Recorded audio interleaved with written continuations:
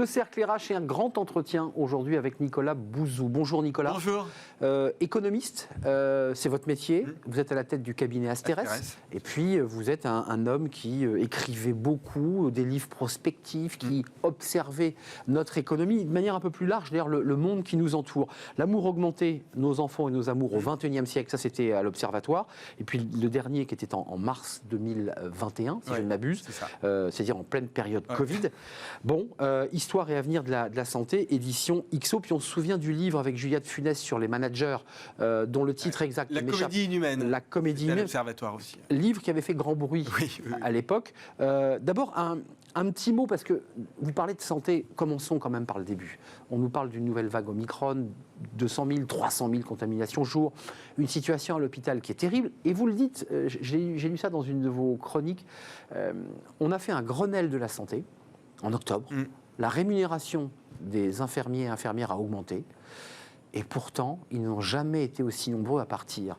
Qu'est-ce qui se passe ? Oui, et c'est documenté en plus. C'est-à-dire que le ministère de la Santé nous dit qu'on a plusieurs centaines de départs pour l'essentiel des démissions tous les mois. Alors, on peut le remettre dans un contexte un peu plus large, qui est celui de ce que l'on appelle maintenant la grande démission, de Great Resignation, c'est-à-dire le fait qu'à la faveur de cette crise, exactement, vous avez beaucoup de gens qui ont quitté leur emploi, leur poste. C'est pas du tout un phénomène français, c'est un phénomène mondial. Il est très important aux États-Unis. Alors, il est très documenté aux États-Unis. On se filme. Voilà. Alors. Oui, mais il est carrément comptabilisé par le BLS, le Bureau of Labor Statistics aux États-Unis. L'année dernière, c'est à peu près 40 millions de personnes qui ont quitté leur job aux États-Unis, donc c'est absolument colossal. Je pense que ce que l'on observe à l'hôpital, en fait, il faut un peu le mettre dans cette dimension-là, dans cette vision-là. Ras-le-bol. C'est-à-dire, alors voilà, c'est multifactoriel. C'est-à-dire, je suis pas assez payé, mais il n'y a pas que ça. Mon job est pas assez valorisé, les horaires ça va pas. Vous évoquiez le livre que j'ai fait avec Julia de Funès. Mon management est pas terrible, voire carrément pas bon. Et à l'hôpital public, il est vraiment pas bon du tout. Donc, c'est un ensemble de facteurs. Et ce qui est très important de bien comprendre, c'est que le facteur financier en est un, mais parmi d'autres. C'est-à-dire que ce que montre le Ségur de la santé, où les augmentations de salaire depuis octobre, elles sont pas marginales. Non, c'est 200 euros. Voilà.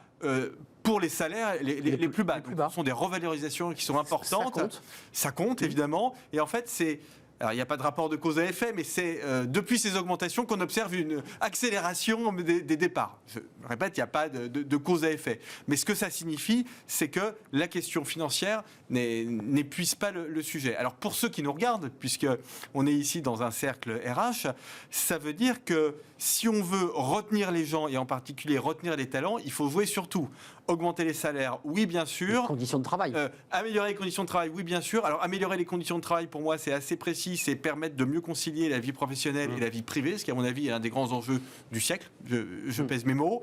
C'est aussi mieux valoriser les métiers, mais je ne parle pas de la valorisation pécuniaire, mais c'est reconnaître aux gens leurs talents, ce qu'ils font, c'est formidable, etc. Vous voyez, ça, ce sont des choses mais Nicolas, qui comptent. Vous soulevez un problème qui est très intéressant. Peut-être qu'on parlera des profs, je suis sûr qu'on parlera des profs, puisque vous évoquez même l'interview de Macron dans Le Parisien, où il évoque le temps de travail des profs. Restons un instant sur l'hôpital. On a fait une émission il y a quelques semaines.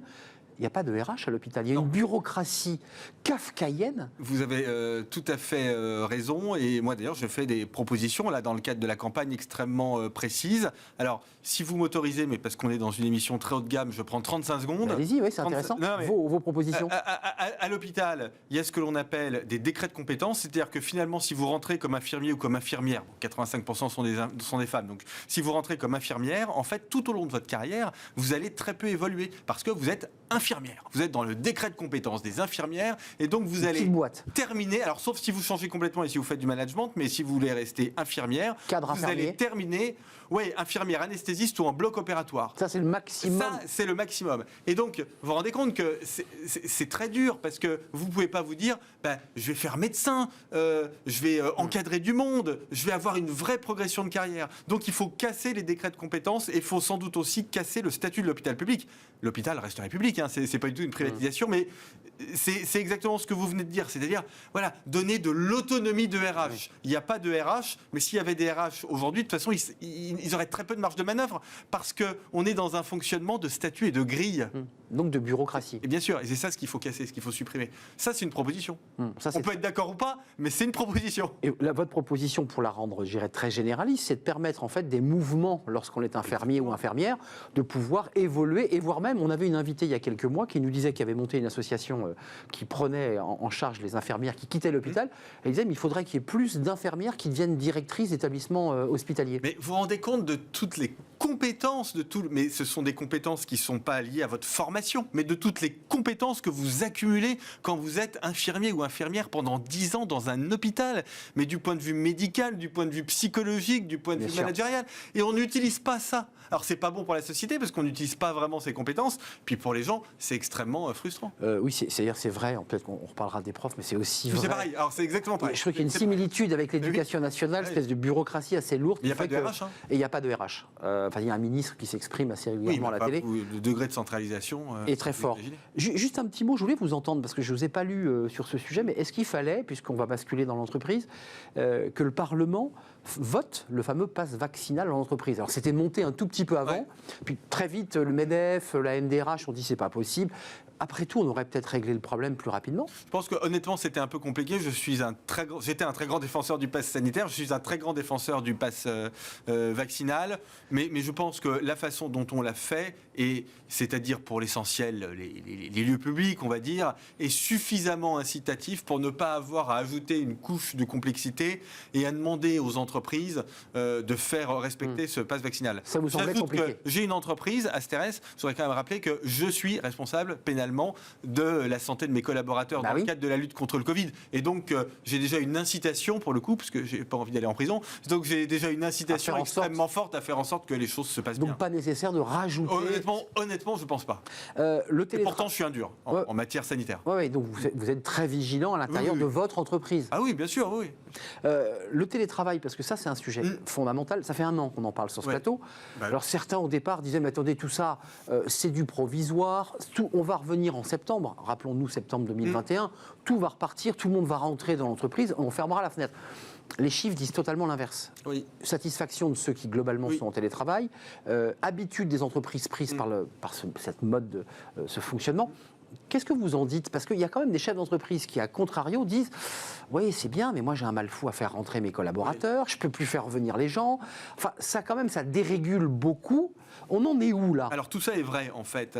On a appris beaucoup de choses sur le télétravail, justement, depuis 2 ans, et on sait en particulier 3 choses. Première chose, pour que ça marche, il faut que ce soit limité. C'est-à-dire 2 jours, 2 jours et demi par semaine. Je laisse de côté ce qui se passe en ce moment, on est à 3 jours obligés. C'est une obligation. C'est une obligation, mais ça ne durera pas. Mais 2 jours, 2 jours et demi à peu près pour les postes télétravaillables, qui sont nombreux, 40% des jobs à peu près. Deuxième chose, il faut que ce soit facultatif. Il y a des gens qui ne veulent pas télétravailler, notamment les jeunes. Ici, on est dans le 16e arrondissement à Paris. Les loyers dans le 16e arrondissement, c'est très cher. Les jeunes, ils ont des tout petits studios, donc ils aiment bien aller au bureau. Et puis au bureau, on rencontre d'autres gens, etc. Le bureau, c'est pas simplement un lieu pour travailler. Vous avez eu la gentillesse de citer mon livre, L'amour augmenté. C'est aussi l'endroit où on rencontre les conjoints, bien souvent. C'est ce que vous décrivez dans le début de votre livre. Donc c'est très important, le bureau comme lieu de sociabilité. Troisième chose, c'est la plus compliquée, il faut un management adapté au télétravail. C'est-à-dire que quand les gens sont chez eux, il faut les laisser bosser tranquillement. Il ne faut pas leur coller 5 ou 6 Teams ou Zoom par jour. Voyez, donc il faut repenser... Pour se faire croire qu'on contrôle bien le salarié. Exactement. Donc il faut repenser la façon dont on travaille, et ça évidemment, c'est là-dessus que l'effort doit peser. Moi je trouve que cette crise, et c'est un peu lié au phénomène de la grande démission dont on parlait au début de notre entretien, c'est quand même une formidable opportunité pour les entreprises pour essayer de réfléchir un peu en profondeur à l'évolution de leur management. Mais ça veut dire quand même, quand on va très très loin, puisque on est quand même sur des traînes de long avec ce télétravail, qu'il faut repenser le bâti, l'organisation des bureaux. On voit les tours de la Défense, c'est un marronnier télévisuel, c'est-à-dire qu'il y a un journaliste qui vient mettre son micro et on voit que c'est vide. Enfin, je veux dire, ça va durer. Vous auriez envie d'y aller en ce moment? C'est une tristesse absolue. Donc les bureaux sont vides, tout est vide. Ça veut dire qu'on repense la manière de travailler et le lieu même où on travaille. Alors en fait, on repense 2 choses. On repense le bureau, vous avez tout à fait raison. Alors, je schématise un peu, mais on va dire grosso modo, la maison, c'est pour faire le travail de fond où on a besoin d'être concentré. Le bureau, c'est plutôt pour le travail d'équipe. Voilà. Donc il faut repenser les choses de cette façon-là. Donc repenser le bureau, bien évidemment, avec sans doute, là je vais éloigner un peu du sujet, mais on est quand même sur une chaîne économique, des surcapacités en matière de bureaux. Moi je m'inquiète un peu dans les métropoles, notamment à Paris, quand je vois de l'autre côté du périph' tous les bureaux, parce qu'ils sont en train de sortir en plus, hein, tous ceux qui sont en train de sortir. Et puis les panneaux real estate à louer, quoi. Moi j'ai pas mis d'argent dans des SCPI spécialisés sur les bureaux, si vous voulez, mais je m'inquiète un peu de la rentabilité de ce type de produit. Qui est en crise, ces prochaines années. Évidemment, ça va pas s'arranger. Mais ça veut dire aussi repenser le logement. Et ouais, parce que dans les logements, c'est sympa d'avoir un endroit un peu isolé du logement pour travailler la journée. Oui, il faut même repenser, le promoteur doit même imaginer l'espace télétravail. Mais pourquoi pas, exactement. Et oui, pour qu'il y ait un espace dédié à la fonction du travail, on ferme la porte. Y compris dans les petits appartements des métropoles. Dans les maisons, c'est facile, mais dans les petits appartements de nos métropoles où les loyers sont très chers. Alors, tournons-nous vers un sujet qui vous tient très à cœur, parce que dans une de vos chroniques sur Europe 1, je l'ai lu, alors, vous faites une analyse assez globale de la situation. Vous dites globalement, la campagne présidentielle passe à peu près à côté de tous les sujets majeurs. Même quand Emmanuel Macron parle d'un sujet essentiel, qui est le temps de travail des professeurs, qui avait d'ailleurs, rappelez-vous, été lancé par Ségolène Royal en d'autres temps. Absolument. Sur le temps de présence, les 35 heures dans l'établissement. Tout ça avait suscité une bien belle polémique. Vous dites, globalement, salaire, pouvoir d'achat, c'est central. Et globalement, on ne traite pas cette question. Alors déjà, quand vous regardez, mais vous connaissez ces sondages par cœur, mais quand on demande aux Français quelles sont leurs principales préoccupations, les nuages de mots là, mais le pouvoir d'achat arrive, mais très loin devant tout le reste. Ça ne veut pas dire que l'immigration n'est pas un sujet important, mais il n'est pas très important. Mais pour les Français, c'est moins important. Donc en un, c'est le pouvoir d'achat. Et les Français ont raison, parce que quand vous regardez les salaires, le problème du pouvoir d'achat en France, c'est un problème de salaire, parce qu'on redistribue beaucoup. On est le pays de l'OCDE qui redistribue le plus, donc c'est pas un problème d'argent public, c'est vraiment un problème de salaire. Quand vous regardez, donc de niveau de salaire. De niveau de salaire. Quand vous regardez justement le niveau des salaires au bas de l'échelle, vous vous rendez compte qu'on est dans une situation aujourd'hui où vous avez des gens qui travaillent 40 heures, un peu plus de 40 heures, et qui n'ont pas des salaires suffisants pour acheter des cadeaux de Noël à leurs enfants ou pour se payer quelques jours de vacances l'été. Et donc le problème social, il est évident. Il y a une forme d'urgence sociale qui est liée à la faiblesse d'un certain nombre de salaires dans notre pays. Mais il faut se demander pourquoi. Et c'est là où évidemment j'en veux un peu au débat en cours, puisque personne ne se pose la question de savoir. Alors on va vers des solutions faciles, y compris dans mon camp ou chez certains de mes amis. Alors, on va baisser les charges, on va faire des baisses de charges ou primes. Prime de charge, les baisses de prime de charge, c'est très intéressant. Je condense tout, Vous êtes candidat alors. Baisse de charge, très bien, j'ai rien contre, mais c'est un one shot comme on dit en très bon français, c'est-à-dire que ça répond pas à la question du salaire, de la formation du salaire. En fait, les salaires sont trop bas dans notre pays parce qu'on a une partie de la population qui a des qualifications qui est faible et qui est scotchée littéralement à des emplois qui sont des emplois à très faible valeur ajoutée. Je vais le dire de façon très concrète. Qu'une caissière ou qu'un caissier de supermarché n'ait pas un salaire très élevé pendant un an, c'est embêtant, mais c'est pas un problème social. Il faut qu'elle évolue. Mais le problème, c'est qu'elle reste à ce poste-là 10 ou 15 ans. Voilà. C'est ça le problème. Et ça, il faut qu'on en parle avec les syndicats, avec les prestataires de formation professionnelle. Donc là, oui, parce que c'est documenté. On sait très bien que les augmentations de salaire, on le sait, c'est quand on change de job. C'est là. D'accord. On vous le dit d'ailleurs en RH. Bien sûr. Quitte la boîte. Mais il le voit dans les entreprises. Et tu feras 15%. Voilà. Ou alors, on peut aussi rêver et rester dans la boîte et avoir un job qui soit mieux payé. C'est toute la question de la mobilité sociale. Donc ça, c'est justement la mobilité sociale, c'est un thème de campagne présidentielle. Vous en avez entendu parler ? Très peu. Voilà. Très peu. Il y a juste eu une passe d'armes entre le patron du MEDEF à la REF et le ministre de l'économie, et ça s'était transformé médiatiquement, je dirais très mainstream. L'État où le gouvernement n'a pas à se mêler des choix de l'entreprise. Après tout, ça se tient. L'entrepreneur, comment ça se situe sur ce... Parce que c'est un débat politique et c'est un débat d'entreprise. Oui, enfin, en même temps, le ministre de l'économie a le droit de dire quand même que... Me semble-t-il. Voilà, les salaires peuvent augmenter dans notre pays et que c'est super pour l'entreprise, mais enfin qu'on a versé énormément d'aides et on a eu parfaitement raison de le faire. Parfaitement raison, moi j'ai tout soutenu. Mais on a versé beaucoup d'aides aux entreprises et donc le ministre de l'économie et de la relance a le droit aussi de redistribuer un peu. Voilà. Alors, autre sujet, mais on pourrait y consacrer une émission qu'il faut mettre dans la campagne. Valérie Pécresse le fait un peu, j'espère qu'Emmanuel Macron va le faire quand il sera candidat, mais la question de l'intéressement et de la participation. Moi, je suis favorable à une grande loi de simplification de la participation pour qu'on puisse, en France, distribuer gratuitement des actions sans droit de vote aux salariés. Des actions gratuites et sans droit de vote. voyez, moi je l'ai écrite, la loi, donc je l'ai donnée d'ailleurs aux candidats, mais enfin, pour l'instant... Ils l'ont lu ou pas? J'ai pas l'impression qu'ils en aient fait un usage. Donc on verra. Parce que c'est quand même 30 ans qu'on nous parle de ce sujet. Moi, ça fait 25 ans que je fais des débats. Ouais. Ce sujet, j'en ai parlé quasiment tous les ans. Bien sûr, tout le monde dit c'est essentiel, la participation, l'intéressement. Puis au final, ça fait pchit. Ça fait pchit. Alors, c'est toujours les mêmes boîtes qui font de la participation, donc FH, Vinci, etc. Voilà. Les grosses entreprises, on va dire, du BTP, Bouygues. Mais pas les intermédiaires. Mais voilà, le problème, c'est les PME. En fait, et c'est possible parce qu'aux États-Unis, c'est l'inverse. Aux États-Unis, c'est les PME qui font de la participation. En plus, je trouve que la participation est encore plus intéressante que l'intéressement. Ouais. Donc voilà, magnifique, notamment pour la droite. Enfin, c'est des gaullistes, la participation, le général de Gaulle. Il y a un moment où il faut y aller. Il y a un sujet, parce que là aussi, vous mettez les pieds dans le plat. Vous dites qu'il y a 3 sujets majeurs qui vont nous occuper au-delà de la présidentielle. Inflation, vaccin, climat. Vous dites c'est un triptyque. Alors l'inflation, moi j'ai eu des économistes sur ce plateau et récemment, je me souviens d'avoir animé un colloque avec un économiste éminent qui disait attendez, rassurez-vous, circulaire, rien à voir. L'inflation va baisser mécaniquement. Il y a une petite poussée de la demande. En fait, non. On voit qu'aux États-Unis, l'inflation dérape. En Europe, en Allemagne, en France, ça dérape. On va où là sur cette question Parce que les Français, c'est le pouvoir d'achat. La position est complètement minoritaire chez les économistes. Je ne suis pas le seul quand même, Emmanuel Combe, Olivier Babot, on est 2 ou 3 amis à dire, mais nous on n'a pas découvert l'inflation là, mais à dire depuis plusieurs mois qu'on a une conjonction de facteurs qui sont des facteurs inflationnistes.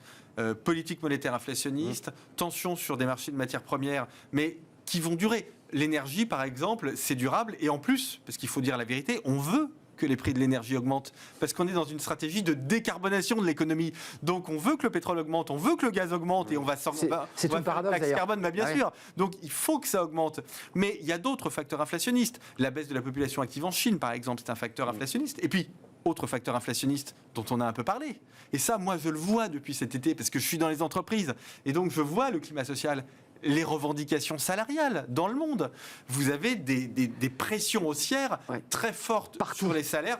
Alors partout, je suis content de vous entendre dire ça, parce que même aux États-Unis, il y a plein de grèves aux États-Unis en ce moment. Les Américains, moi, me disent, on n'a jamais vu ça, on se croirait en France. C'est ce qu'ils me disent. Parce que ça, c'est les effets Covid aussi. Les gens ont beaucoup travaillé. C'est des effets Covid. Fait d'énormes efforts. Mais oui, Arnaud. Et ils disent. Et alors ? Vous avez raison. Et donc, moi, j'imagine assez bien qu'on entre dans ce que. Alors, je vais prendre un langage de macroéconomiste, mais ce qu'on appelait dans les années 70-80 la boucle prix-salaire, c'est-à-dire hausse des prix génère hausse des salaires, qui entraîne une hausse des coûts et donc une hausse des prix, et ainsi de suite. Et c'est pas le cercle vertueux là. Pardonnez-moi, j'ai été un peu long pour répondre à votre question, mais j'imagine assez bien que l'on souhaite entrer dans un régime d'inflation pas hyper élevé, mais à 3, 4, 5%, mais qui soit quelque chose de durable. Voilà, une espèce de nouveau monde, si vous voulez. Alors, en tout cas pour les gens de notre génération. Oui, le nouveau monde. On est quand même dans une spirale inflationniste. Moi, je pense. Certains économistes évoquaient l'idée qu'à partir de mars, ça allait s'arrêter. Est-ce que c'est votre diagnostic ? Non. Non, on va vers une... Il nous disait déjà que ça allait s'arrêter là en janvier. En janvier, donc ça ne s'est pas arrêté. Donc non, moi je pense qu'on est sur quelque chose qui est beaucoup plus durable, qui n'est pas forcément d'ailleurs complètement catastrophique. On peut vivre heureux avec 3-4% d'inflation. Simplement, c'est redistributif l'inflation, parce que évidemment, vous connaissez le truc, c'est bon pour les personnes endettées et c'est très mauvais pour les épargnants. Les épargnants, l'ADR, on voit bien. Ça fond. Ah mais si vous trouvez aujourd'hui déjà un placement qui a une rentabilité nette d'impôt de 2%, c'est déjà le bout du monde, et l'inflation elle est déjà à 3%.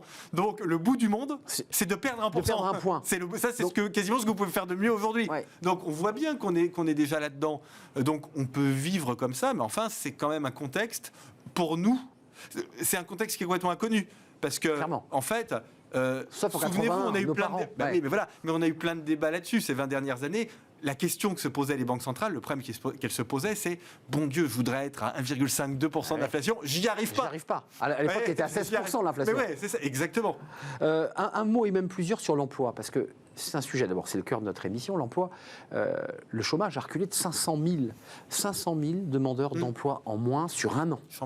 Champagne. Enfin, je veux dire, on arrive à un chiffre où le président, alors tout ça c'est un peu éteint depuis quelques semaines, mais on évoquait le plein emploi. On a eu la ministre Elisabeth Borne sur le plateau qui ne niait pas l'hypothèse qu'on puisse l'atteindre. Alors notre plein emploi, arrêtez si je me trompe, il est aux alentours de 5,5. Oui. Alors en Allemagne, c'est 3,5. Oui, ce serait déjà pas mal, parce que quand je vois les difficultés de recrutement des entreprises, alors qu'on est à 8%, parfois j'ai peur qu'on soit quasiment au plein emploi à la française, c'est-à-dire ce niveau de chômage au-dessous duquel on n'arrive pas à descendre. Ça, c'est quand même. Alors, bon. Non, mais concrètement, on fait quoi? Non, parce que on cherche 300 000, 400 000 personnes. La Banque de France, c'est 300 000. Certains disent 800 000. Enfin, on a des chiffres extravagants. On ne trouve pas. Non. On a un chômage qui baisse. On a une croissance meilleure que prévu. Oui, c'est ça. Personne ne l'avait imaginé, très franchement. Ah non, mais pas moi. Voilà, vous êtes... Je suis pas modeste, pourtant en général, mais... mais... Personne. On avait parlé de septembre noir, de dépôt de bilan, c'est pas le cas. Non. Alors voilà, c'est ce que je voulais vous dire. Donc première chose déjà, plutôt bonne nouvelle, c'est-à-dire qu'au fond, je préfère aujourd'hui être dans une situation où les entreprises ont beaucoup de mal même à recruter, plutôt que dans une situation où le chômage explose et on a une explosion de la pauvreté. Donc pour parler comme un macroéconomiste, on a plus de demandes que d'offres aujourd'hui, donc c'est pour ça que tout augmente. Mais je préfère cette situation-là à la situation opposée, ça c'est la première chose. Deuxième chose, les difficultés de recrutement en France, elles sont massives. D'après l'INSEE, 50% des entreprises interrogées nous disent que c'est leur principal problème de croissance. C'est pas un problème de croissance, c'est leur principal problème de croissance. Donc grande bataille aujourd'hui pour recruter. Partout, tous les types de jobs. C'est pas simplement, on en revient à ce qu'on disait au début de l'émission, des problèmes de salaire. Il y a des problèmes de salaire, typiquement la restauration, mais pas que. Par exemple, les experts comptables me disent que c'est absolument dramatique. Ils trouvent personne. Ils ne trouvent pas, oui. Donc, on les a reçus. L'expertise comptable, c'est bien rémunéré. C'est un job qualifié, bien payé. C'est du tertiaire, c'est agréable. Plutôt agréable. Enfin, on ne travaille pas toutes les nuits. Donc, ils ne trouvent pas. Vous voyez. Donc, il y a quelque chose qui est lié quand même au sens et à la valorisation non pécuniaire de ces métiers et au management. Le sens, donc, bien sûr. Vous me dites qu'est-ce qu'il faut faire? Deux choses. Première chose, déjà du point de vue des politiques publiques, je suis assez rigoureux en matière d'accès à l'assurance chômage. Écoutez, la moitié des entreprises a des difficultés à recruter, on crée énormément d'emplois, donc on peut, mais le gouvernement le fait déjà, il a raison, on peut restreindre l'accès à l'assurance chômage. Moi, j'irais beaucoup plus loin, je rendrais les indemnisations dégressives à peu près pour tout le monde. Donc la réforme ne va pas assez loin, celle qui a été validée il y a un mois. La réforme, pour être tout à fait précis, elle rend les allocations dégressives et pour les très hauts revenus, mais moi je pense qu'à partir de 2 500 euros de revenus, on peut mettre en place une dégressivité de l'indemnisation, pas tout de suite évidemment, mais à partir de 6 mois, 12 mois, à voir avec les syndicats. L'idée c'est quoi? C'est de mettre en mouvement plus rapidement L'idée c'est de dire aux gens, après 12 mois, vos indemnisations elles régressent parce qu'il y a quand même des emplois. On ne peut pas dire qu'il n'y a pas d'emploi. Donc c'est pas l'emploi dont vous avez rêvé, c'est pas la rémunération dont vous avez rêvé, c'est pas l'endroit dont vous avez rêvé, mais en même temps, on est dans un système d'assurance, il y a un moment où il faut que ça... Il faut accepter, même si c'est un petit peu éloigné, et remettez-vous au boulot. Exactement. Donc ça c'est côté politique publique. Mais côté entreprise aussi. Je le disais tout à l'heure, le management dans les entreprises... Alors c'est très facile de dire ça sur un plateau télé, mais quand même, le management des entreprises, il n'est pas satisfaisant. Les 80%... ça, c'est votre livre d'avant. Julia, 80% des gens, ils considèrent que leur management n'est pas bon et que les managers sont plutôt des gens qui empêchent plutôt que des gens qui soutiennent et qui permettent de faire les choses. Un peu caporaliste et un peu empêcheur. Alors pour une raison qui est parfaitement documentée, c'est le fait qu'en France, quand vous êtes bon techniquement, on vous propose une place de manager. Donc... Et qui n'est pas forcément quelqu'un qui s'est animé, un groupe. Alors, on va prendre un exemple d'un métier, la presse. Si vous proposez à un très bon journaliste de devenir le patron d'un journal, parfois ça marche.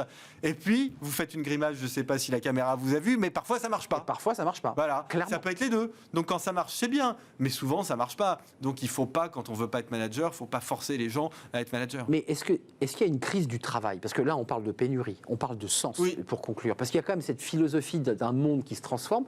Est-ce qu'on est dans, non pas une crise de notre santé publique, mais une crise de la foi, de notre foi au travail? C'est pas exactement une crise, c'est le fait que le travail n'est plus quelque chose qui est considéré comme étant bon en soi. Ce qui va compter, c'est ce pourquoi on travaille. Vous êtes content d'être là parce que vous participez à la formation économique, ça donne un sens à votre métier et donc vous aimez le faire. Et donc à ma vie. On se connaît depuis longtemps. Moi, c'est pareil, j'ai la faiblesse de croire que ce que je fais peut être parfois d'une toute petite utilité, donc je suis content de le faire et ça donne un sens. Et donc on est content de travailler beaucoup, même quand c'est compliqué, même quand on est fatigué, etc. Et ce que je dis là est absolument aujourd'hui universalisable, notamment chez les plus jeunes. Donc la question, et de toute façon, il ne faut pas dire aux jeunes, c'est bien de ne pas travailler. Non, il faut beaucoup travailler, c'est formidable de travailler. Travailler, c'est participer à la construction du monde. Donne du sens. Mais il faut que l'entreprise donne du sens, des bonnes conditions de travail et du sens. Et là, il y a un boulot à faire par les entreprises et par les partenaires, et par les partenaires sociaux patronaux, par les syndicats de patrons. On va se quitter, il nous reste 1 minute. On a compris que vous aviez déposé pas mal d'idées assez novatrices, un peu décapantes aux candidats. J'espère qu'ils vont vous lire et qu'ils vont reprendre ces thèmes. Juste un mot, parce que je n'ai pas compris. On les baisse ou pas, les charges, pour redonner un peu plus de dynamisme? On les baisse un peu, ces charges? On a un taux de prélèvement qui est le plus important en Europe. Les charges patronales, on les a déjà beaucoup baissées. Après, les charges salariales, c'est quand même c'est ce qu'on appelle du salaire différé. Mais enfin, c'est du salaire. C'est ce que vous payez pour la retraite, la santé, etc. Donc, qu'on les baisse un peu en augmentant le CRNS, qu'on fasse financer ça par la CSG, etc. Bien, mais je ne suis pas contre. Mais on l'a déjà fait et ça ne peut pas être l'alpha et l'oméga d'une politique de pouvoir d'achat. C'est ça ce que je dis. Juste un mot, vous avez vu le rapport de la Cour des comptes sur la police. On a plus de policiers qu'avant, mais ils ne sont pas sur le terrain. On a beaucoup de professeurs, mais on a le sentiment que le système est grippé. Et on évoquait tout à l'heure l'hôpital et sa bureaucratie. Est-ce qu'on n'est pas comme ça dans un monde où il faudrait réellement mettre du RH là où on en a besoin? Mais carrément, parce qu'il n'y en a pas. La police est super bon, mais l'exemple de la justice aussi, c'est encore pire. Les magistrats, ils sont sous-payés, ils bossent comme des malades, les magistrats. Il faut voir, il faut leur parler. Dans des mauvaises conditions. Et dans des très mauvaises conditions de travail. Après, on s'étonne que la justice avance pas. Mais c'est simple, quand vous êtes magistrat aujourd'hui, soit vous bossez bien, et du coup, c'est lent, soit vous voulez être rapide et vous instruisez mal. Donc, typiquement, la justice, voilà un ministère dans lequel on a besoin d'avoir stratégie RH. Ça veut dire aussi qu'il faut payer les gens. Ah, tiens, je vais terminer par un truc complètement politiquement incorrect. Ça veut dire qu'il faut bien payer les gens, il faut mieux payer les fonctionnaires de talent, il faut les attirer parce qu'il y a une concurrence avec les privés, il faut bien les payer. Et j'étends ça aux élus et aux ministres. Il faut aussi très bien payer les élus et très bien payer les ministres. C'est vrai, c'est vrai. C'est un vrai sujet. La revalorisation du salaire et des rémunérations des élus, qui est un sujet très important. Les Allemands ont bien compris cette question-là. Ils rémunèrent très bien leurs élus. Merci Nicolas Bouzou. C'était un vrai plaisir de partager ce moment avec vous. Économiste fondateur du cabinet Asterès. Et puis ces 2 livres, notamment le Homo Sanitas qu'on trouve toujours, c'est sur notre rapport à la santé. Ça démarre il y a 10 000 ans. L'homme et sa santé. On n'en a jamais autant parlé de la santé. Ouvrez donc le livre de Nicolas Bouzou, édition XO. Merci d'être venu. On termine notre émission avec Fenêtre sur l'emploi. On parle recrutement, les fameux talents, les ingénieurs de la tech, avec du recrutement inversé. On vous explique tout.